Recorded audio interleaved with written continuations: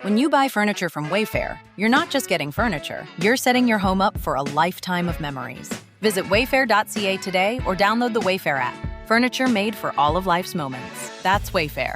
Wayfair, every style, every home. You could probably hear two of those little guys in the background here. So wait till you hear this story. And I pointed out before we started today, some of these stories are heart-wrenching, but the best news of all is in the end, I get to look at two really adorable little guys sitting in front of me, and they are twins. They're 14 months old, Xavier and Thomas, and the parents are here. So first of all, let me say good afternoon and welcome to you. So this is Celine and George. Thank you for coming here, and thank you for being part of the event. Oh, it's our pleasure. Tell us about the story, because beyond the twins here, as I read the background, this is a pretty harrowing experience when you gave birth. So let's start from the beginning. When did you find out there might be an issue? Well, right from the get-go, when we found out that we were having twins, we were told that we could face complications because of the type of twin pregnancy that it was. Thomas and Xavier are identical twins, so there are a few different complications that might arise. So we approached my pregnancy with cautious optimism because we knew that we may face something along the way, and it did end up being somewhat of a roller coaster as my pregnancy unfolded. So from what I'm reading, you have, the twins, you had one whose heart was racing, and I thought I read here at 200 beats a minute at some point. I can't imagine what that must have been like. Oh, it was strange because all the ultrasounds up until that point had been normal. The heartbeat sounded normal. That day we had a fetal echo scheduled, and one of the heartbeats sounded really quick, but I mean unimaginably quick. Yeah. I think his heart rate was at 270 when they were picking it up. So we kind of looked at each other and thought, there's something off there. That doesn't sound right. Sure enough, there's the electrical circuit of his heart is malfunctioning. So that's what's causing this spontaneous heartbeat that will spike at any moment. So that's one. That's Xavier, yeah. Then the other, you find out there's an issue there as well. That's right. Through one of the regular ultrasounds that I had, they saw that there was a malformation in his lung. However, the imaging wasn't clear enough through the ultrasound to see exactly what it was. So we met with a pediatric surgeon who explained all the options to us, all the possibilities, as well as the treatments. But until birth, they wouldn't be able to tell us exactly what it was because they needed to do other types of imaging. So it was a little bit of a long wait to kind of find out what's going to happen with him, his breathing, his lungs, and... That's that's 2/3 of the story, because the other third is you. The other third is me. What happened? So you're pregnant, you're finding out all this, but now you have your own issue. Yeah, so my pregnancy was quite easy, considering as a twin pregnancy that did have some complications with the babies, but I was feeling pretty good throughout the entire pregnancy. Towards the end, I got very ill, and I had COVID, and I thought maybe these were like the leftover symptoms of the COVID that I had just gotten past. But I just wasn't recovering. I was really sick. I had a hard time breathing. I couldn't stand up for more than a few seconds at a time. Really dizzy. I mean, it's just strange for me because I'm a pretty healthy person and I've never experienced any of this. So I had an appointment with my doctor, and once she saw me, she said, yeah, you don't look right. You don't look like yourself. You're far enough through your pregnancy that, it may just be pregnancy that's causing this, but I don't feel right about this. So I was admitted immediately.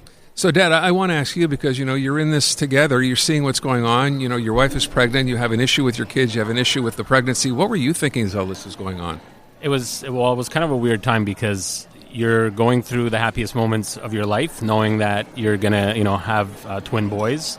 But then you're also at the most worrisome time of your life, not knowing what the outcome's going to be for both the boys and my wife. So it was definitely... an interesting time, but our follow-ups through the entire pregnancy were so great that I was optimistic, just saying, they'll be fine, she's in good hands, the boys are in good hands. So, it was comforting to know that we were followed that closely and that she was in good hands. So let me sort of fast forward now, because I see your two little guys in front of us, and they look fine, they look perfectly healthy. What is the prognosis now? I mean, you dealt with this at their birth. Yep. Where are we now? So at 9 months of age, Thomas had surgery. They removed a portion of his left lung. So it wasn't a fun day to wait in the hospital for those 4 or 5 hours throughout the surgery, but it was textbook. It was successful. So he should be okay. He shouldn't have any further complications in his life, and that's thanks to the surgery that they did at that age. So they really took care of it. So far, so good with Thomas. And Xavier was, he was monitored at NICU for 2 months until they really found the right combination of medications to give him. So that controls the rhythm of his heart. He has regular follow-ups with his cardiologist. There are interventions that we could do at home, physical interventions, if we see that he is in an episode where our heart rate is elevated. He wears a heart monitor at home just so that we can monitor and make sure that he's fine and he's not experiencing any tachycardia. We're just trying to live life with our new normal and, do the best we can with making sure that they're comfortable and healthy and happy. It's all you want at the end of the day, right? Yeah. That's really all you can ask for. With respect to the people here, so you come to the Children's, you never, had gone through this before, obviously. What would you say about the treatment that you've received here and the people here that you worked with? Because I'm sure they got to know your little guys pretty well, too. You know what? It's unbelievable. The nurses were incredible with us. I mean, we formed such great relationships with them. We were here for 2 months daily. So, you get to know them. The doctors, so patient, honest and transparent, really giving you the honest truth, but also making sure that you understood that this isn't necessarily the worst news you can get. Right. Don't worry about it. We're going to help you. Don't panic. Right. Only panic if we tell you to panic. And throughout my pregnancy, nobody told us to panic. They told us that, they'd be able to keep things under control and work with us. And that's really what we experienced. And every time we come to the hospital, because we do have follow-ups for them on a regular basis. We run into the nurses that we used to see daily. I was in the restroom with Xavier just before this, changing his diaper, and I ran into the cardiologist that was caring for me and him while I was pregnant. Said hello, catching up. Yeah. It really is. It's really nice to be here and to recognize those faces. And even the support staff, even the people who were filling the rooms with syringes and that, they were so kind and they'd stop and ask how we were. Because, they see all kinds of families with challenges. So they know that it's not easy to be sitting in a hospital room with newborns and fear and God knows what else is happening. Recovery from a C-section. There's so much going on.